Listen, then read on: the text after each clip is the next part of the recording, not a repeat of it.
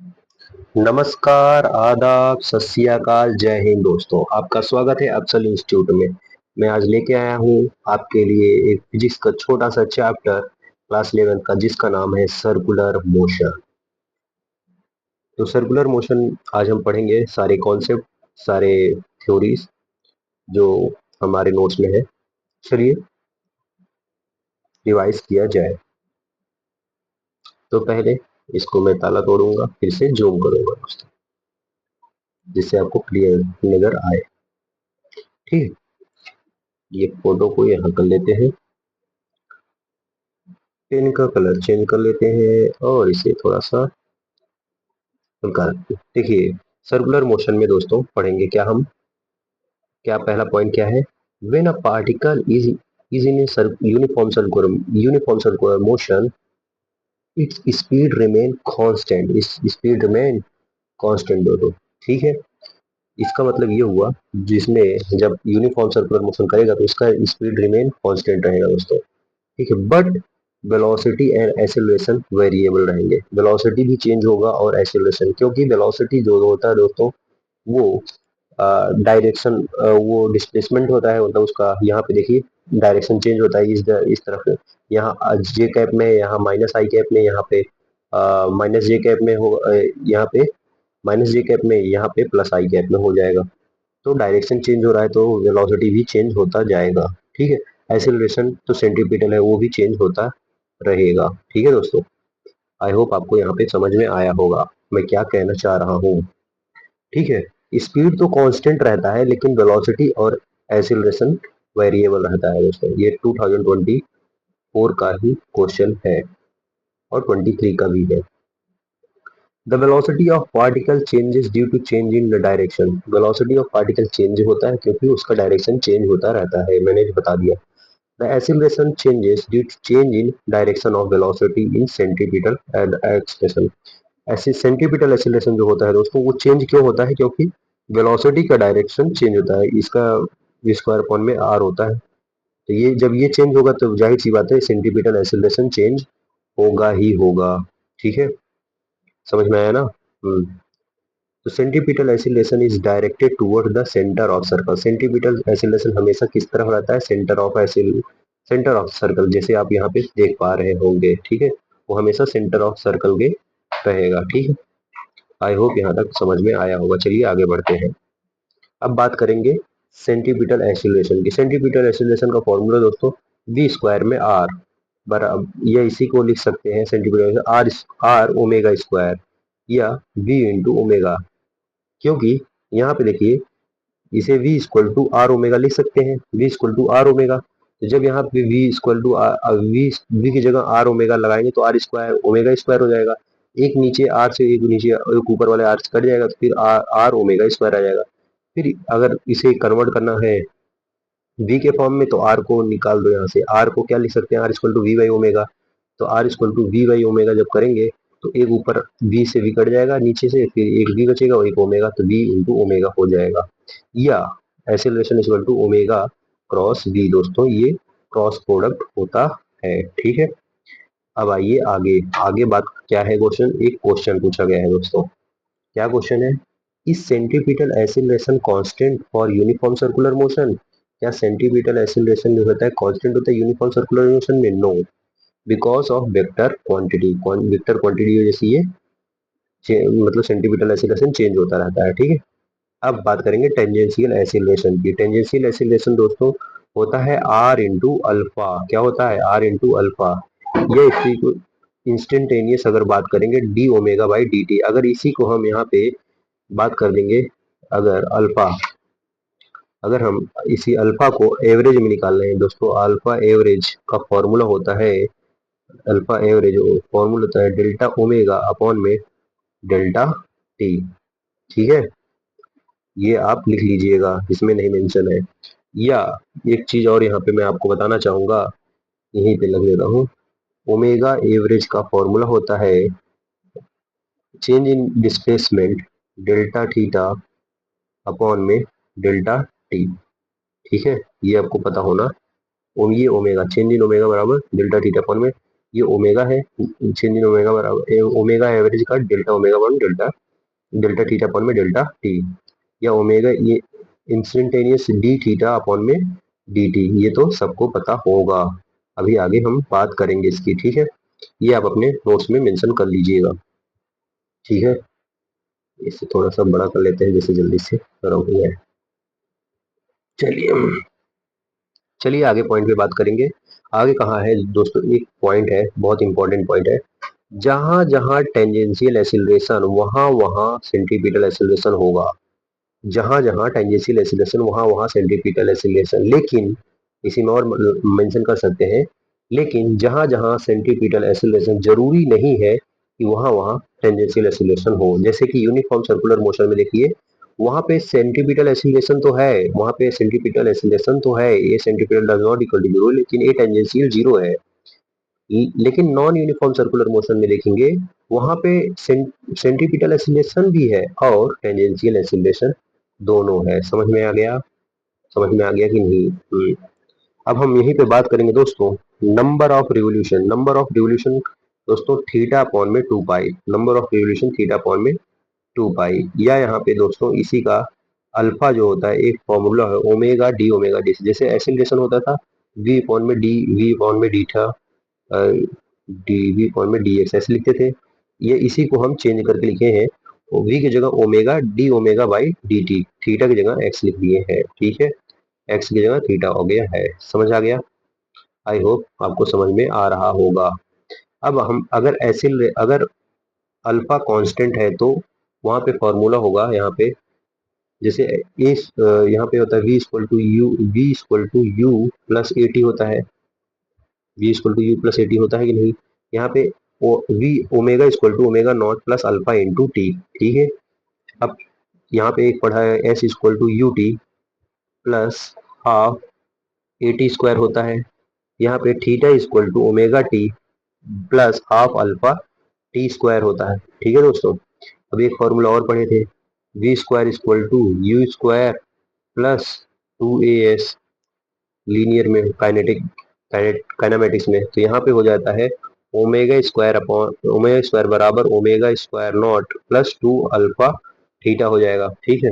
एक पढ़े थे दोस्तों वी एवरेज बराबर होता है u v plus u divide by two, यहाँ पे ओमेगा एवरेज बराबर वी मतलब omega naught plus omega upon में टू, ठीक है।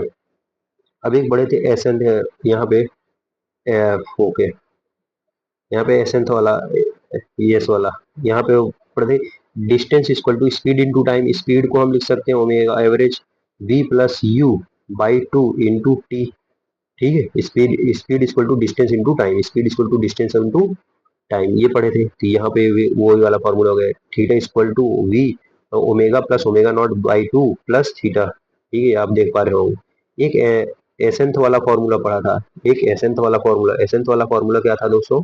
एसेंथ वाला था you plus a by to bracket में 2 - 1 ये था। अब इसी को हम यहाँ पे कन्वर्ट किए हैं क्या, theta n x equal to omega naught plus a by two 2n - 1, ठीक है। समझ में आ गया? एग्जैक्टली वही सब चीज है जो यहाँ पे कन्वर्ट करके लिखा गया है, ठीक है। कोई दिक्कत तो नहीं है? आई होप नहीं होगा। आप इसे याद कर लीजिएगा, बहुत इंपॉर्टेंट है। चलिए आगे हम बढ़ते हैं। आगे क्या है दोस्तों, नेट एसिलेशन की बात करते हैं। नेट एसिलेशन होता है अंडर रूट में centripetal square plus tangential square, centripetal square acceleration plus tangential acceleration square. दोस्तों यहीं पे अगर हम पूछ लेते हैं एफ नेट बताइए, तब एफ नेट का फॉर्मूला हो जाएगा दोस्तों अंडर रूट में एफ सेंटीमीटर का स्क्वायर प्लस एफ टेंजेंशियल का स्क्वायर, ठीक है। ये आप याद रखिएगा, यहाँ पे मेंशन नहीं है, आप अपने उसमें नोट्स में मेंशन कर लीजिएगा जिसमें शॉर्ट नोट्स बनाइएगा तो, ठीक है। अब यहाँ एक और इम्पोर्टेंट फॉर्मूला आ गया, tan थीटा बराबर होता है सेंटीपिटल एसिलेशन अपॉन में टेंजेंशियल एसिलेशन। अब हम बात करेंगे सेंटीपिटल फोर्स की। सेंटीपिटल फोर्स बराबर होता है m इंटू ए सेंटीपिटल, ये सेंटीमीटर को लिख सकते हैं m into v square upon में r.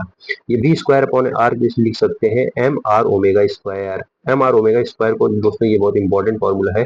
M r omega square और आगे कन्वर्ट करके एम वी ओमेगा भी लिख सकते हैं दोस्तों। सारे कन्वर्ट फॉर्मूला यहाँ पे आ गए हैं। आई होप आपको समझ में आ गया होगा। चलिए वर्क एनर्जी थ्योरम की बात करते हैं। देखिए वर्क एनर्जी थ्योरम, वर्क बराबर होता है फोर्स इंटू डिस्प्लेसमेंट। यहाँ तो डिस्प्लेसमेंट जब यूनिफॉर्म सर्कुलर मोशन करेगा तो डिस्प्लेसमेंट दोस्तों यहाँ पे तो जीरो होगा। जब डिस्प्लेसमेंट जीरो होगा तो वर्क भी जीरो हो जाएगा। तो यहाँ पे वर्क वर्क एनर्जी थ्योरम बोलता है work done all by forces, work done by all the work done by all the forces equal to change in kinetic energy. जब वर्क जीरो हो जाएगा तो काइनेटिक एनर्जी फाइनल बराबर kinetic energy initial हो जाएगा। अगर यहाँ पे पावर की बात करेंगे, पावर होता है वर्क अपॉन में टाइम, पावर होता है वर्क अपॉन में, वर्क जीरो है तब यहाँ पे भी पावर भी हो जाएगा जीरो। ठीक है, या पावर इक्वल टू हम लिख सकते हैं फोर्स इंटू वेलोसिटी, ये भी लिखते हैं। फोर्स नेट क्या है, जीरो है। जब फोर्स नेट जीरो है तो पावर भी जीरो होगा। आई होप यहाँ तक आपको क्लियर होगा, कोई दिक्कत तो नहीं है, होना भी नहीं चाहिए। ठीक है दोस्तों, ये यहाँ पे ये इंपॉर्टेंट हो गया। चलिए आगे बढ़ते हैं। आगे बात करेंगे कोनिकल पेंडुलम की दोस्तों। कोनिकल पेंडुलम देखिए, एक यहाँ पेंडुलम है उसको लटका दिया है, एक यहाँ पेंडुलम है, एक यहाँ पेंडुलम है उसको यहाँ लटका दिया है कुछ एंगल थीटा से। तब वहां पे tan थीटा बराबर होता है वी स्क्वायर अपॉन में r g. tan theta equal to v square में आर जी। अब यहाँ पे टाइम पीरियड निकालने का फॉर्मूला हो जाएगा टाइम पीरियड बराबर 2 पाई अंडर रूट में एल कॉस थीटा अपॉन में जी। एल कॉस थीटा अपॉन में जी, ये दोस्तों याद कर लीजिएगा। टाइम पीरियड इसमें पूछता है कोनिकल पेंडुलम का डायरेक्ट ही क्वेश्चन में, ये टाइम पीरियड बताइए। ठीक है, अब हम बात करेंगे डेथ वेल और रोटर। इसकी डेथ वेल या रोटर की। देखिए डेथ वेल या रोटर में दोस्तों v जो वेलोसिटी होती है वो डायरेक्ट ग्रेटर और इक्वल होता है under root g square upon में mu k, under root v g square upon में म्यू के। अब v को हम लिख सकते हैं दोस्तों, v को हम लिख सकते हैं आर ओमेगा। ओमेगा जब यहाँ पे ओमेगा निकालना है तो ओमेगा इक्वल टू हम लिख सकते हैं वी, यहाँ पे v equal to r omega. तो यहाँ पे आर आर ओमेगा जब रख देंगे, जब इसको कैलकुलेट करेंगे दोस्तों, जहाँ पे मैं इसको पहले कैलकुलेट करके दिखाई देता हूँ आपको। जैसे यहाँ पे लिखेंगे r into omega equal to under root ji are, ये म्यू था, सॉरी यहाँ पे म्यू था। अब इसको स्क्वायर कर देते हैं, इसको स्क्वायर कर देंगे r square omega square equal to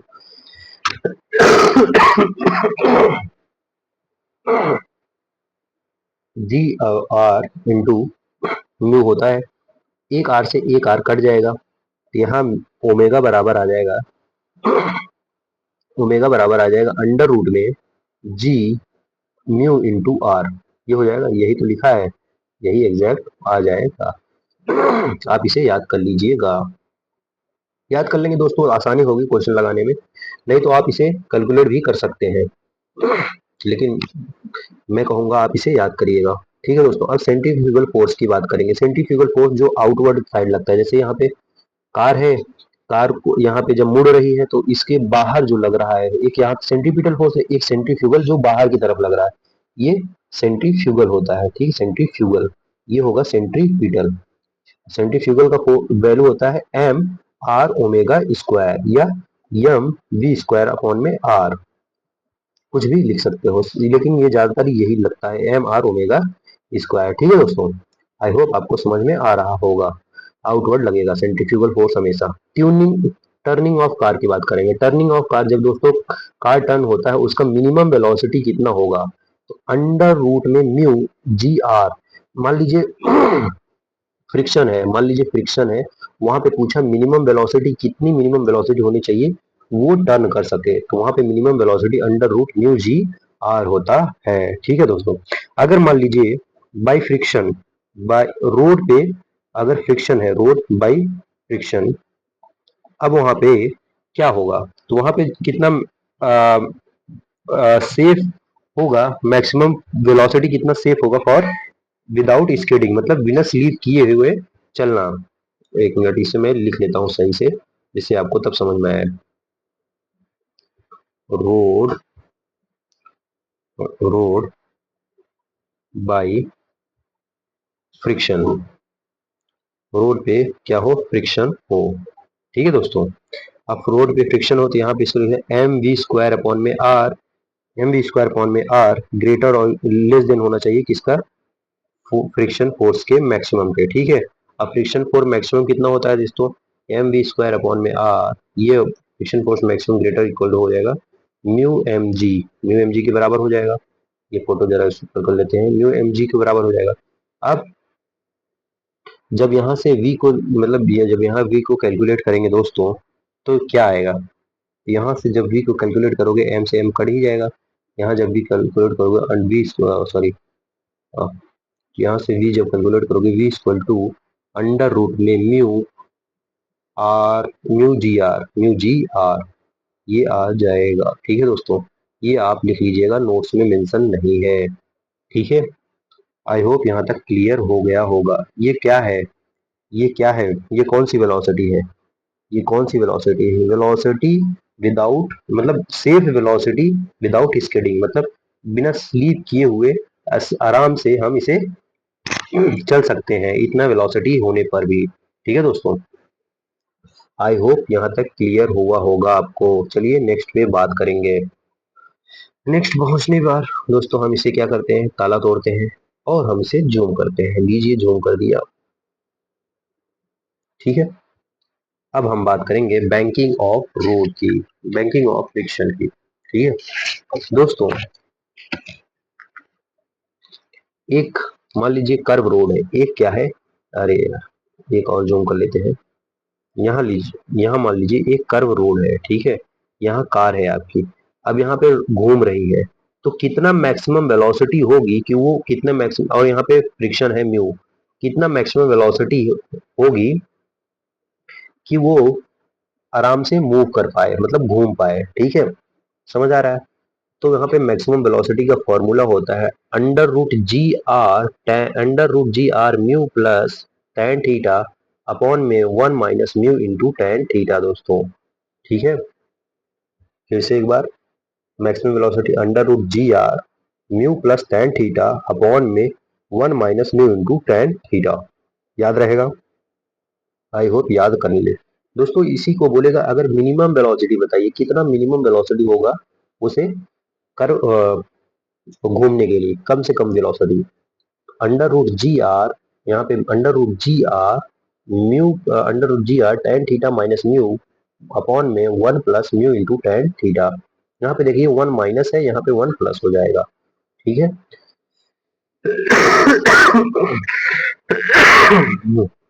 दोस्तों, नीचे वाली वैल्यू जितना ज्यादा तो ऊपर वाली वैल्यू कम आएगी, जाहिर सी बात है, इसलिए यहाँ पे ऐसा होगा। ठीक है, आपको समझ में आ गया, आई होप समझ में आ गया होगा। मिनिमम वेलोसिटी कितना है, under root ji are ten theta minus mu upon में 1 + म्यू इंटू टेन थीटा। ठीक है दोस्तों, यहीं पे मैं आपको एक केस और समझाना चाहूंगा। एक मिनट, ये वाला समझ में आ गया, यहीं पे आपको मैं समझाना हूँ बैंकिंग ऑफ रोड, क्या बताना हूँ, banking of road, ROAD road. ठीक है, अब यहाँ पे क्या करना है, जैसे मान लीजिए एक ये है इंक्लाइन प्लेन है, यहाँ पे थीटा, यहाँ पे क्या है थीटा है। ठीक है, और यहाँ से कुछ ऊंचा रोड, कुछ ऊंचा हाइट पे है h, और ये इसका लेंथ है h, विड्थ है v। ठीक है, यहाँ पे मान लीजिए कार है। अब इसका जो है पूछा है यहाँ पे दोस्तों, इसका जो आएगा फॉर्मूला टेन थीटा बराबर हो जाएगा वी स्क्वायर अपॉन में r g, v square upon में आर जी, ये पढ़ लिए।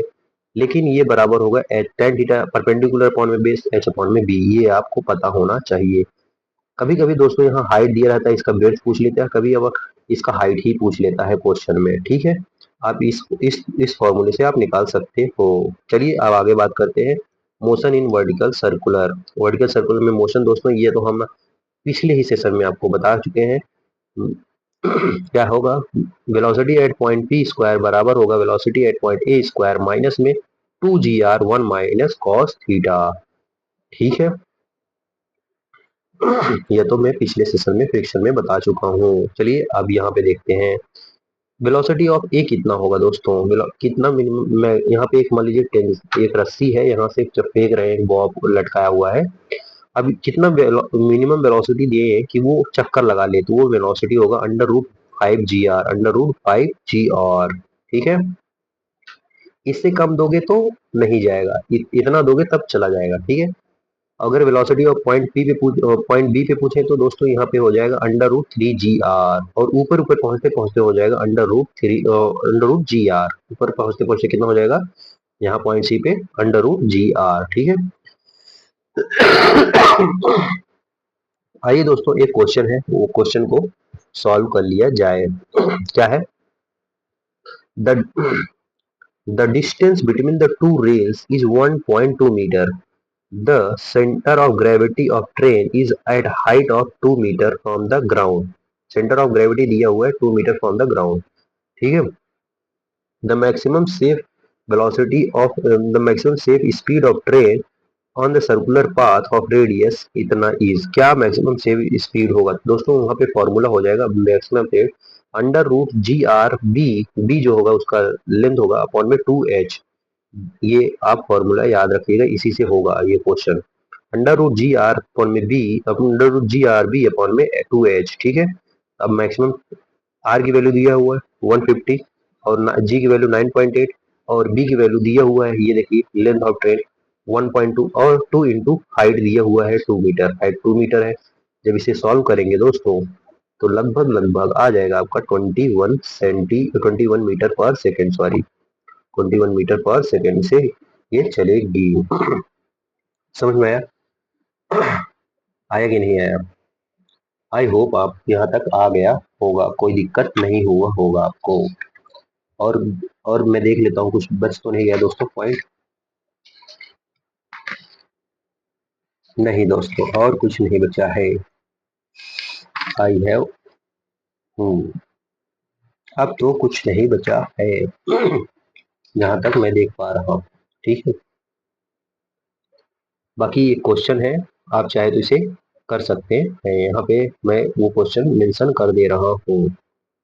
क्या है वो क्वेश्चन? देखिए, एक ऐसे हाइट है, ये बहुत फेवरेट क्वेश्चन है दोस्तों।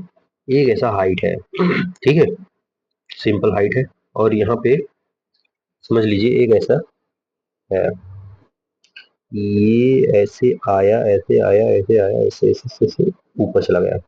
एक यहाँ मान लीजिए बॉक्स है, अब यहाँ से ढूंढवा दिया, मतलब ड्रॉप कर दिया। एक पॉइंट है ए, ये पॉइंट ए है। ठीक है, यहाँ पे आया, ये पॉइंट हो गया डी। ठीक है, और ये है आर से एक सेंटर, आर एक सेंटर है, ये पॉइंट है मान लीजिए यहाँ पे बी, और ये है पॉइंट यहाँ पे मान लीजिए सी। ठीक है, तो यहाँ पे बताना है आपको speed, speed at D, D पे क्या स्पीड होगी, और इसकी हाइट कितनी हाइट तक वो जाएगा। ठीक है, हाइट एच, यहाँ से ये पूरा हाइट एच है। ठीक है, समझ में आ रहा है? यहाँ से यहाँ तक हाइट एच लिया हुआ है। ठीक है, और एक क्वेश्चन इसी में और कर लीजिए, normal reaction n at d. I hope यहाँ तक आप कर लेंगे। ठीक है, चलिए दोस्तों, अब यहाँ तक पढ़ लिए हैं तो नेक्स्ट पेज पे बढ़ा जाए, और आप जानते हैं यहाँ पे क्या होता है। अब यहाँ तक पढ़ ही लिए हैं तो आपको ब्यूटीफुल समय दूंगा क्या? थैंक यू दोस्तों। ठीक है, और एक प्यारी सी गोल मटोल सी स्माइल दोस्तों। राजा बाबू, नमस्कार।